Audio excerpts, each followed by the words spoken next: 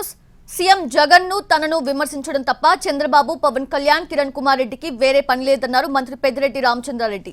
కుప్పంలో ఓడిపోతారని తెలిసే చంద్రబాబు అసహనానికి లోనవుతున్నారని చెప్పారు. 14 ఏళ్లు ముఖ్యమంత్రిగా ఉండి చంద్రబాబు కుప్పంకి చేసిందేమీ లేదన్నారు పెద్దిరెడ్డి. హంద్రీనీవా కాల్వ పూర్తి చేసి కుప్పంకి నీరు అందిస్తే దానిపై కూడా విమర్శలు చేస్తున్నారు అని మండిపడ్డారు. మరి కుప్పంలోనే చంద్రబాబు ఓటమి తథ్యము. మరి వీళ్ళు తిట్ల పురాణాలు వదిలి ప్రజలకు ఏం చేస్తారో చెప్పండి.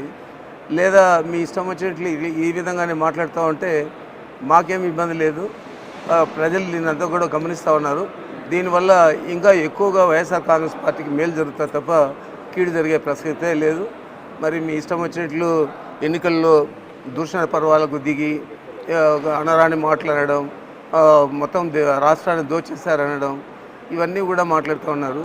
చంద్రబాబు నాయుడు 14 సంవత్సరాలు ఏం చేశాడు, ఈ రాయలసీమకి ఏం చేశాడు, మరీ ముఖ్యంగా 7 సార్లు గెలిపించిన కుప్పం వాసులకి ఏం చేశాడు. ఈరోజు మేము పూర్తి చేసాము హంద్రీనీవా కాలువ, మేము పూర్తి చేసి నీళ్లు వదిలితే ఇదంతా బూటకం అని చెప్పి మాట్లాడతాడు. ఈ ప్రజలంతా కూడా గమనిస్తూ ఉన్నారు. తప్పకుండా 4వ తేదీ తర్వాత, జూన్ 4వ తేదీ తర్వాత ఏదైతే రిజల్ట్ వస్తుందో అదే ప్రజలు మీకు బుద్ధి చెప్పే పరిస్థితి అని చెప్పి మీకు మనవి చేస్తూ ఉన్నాం.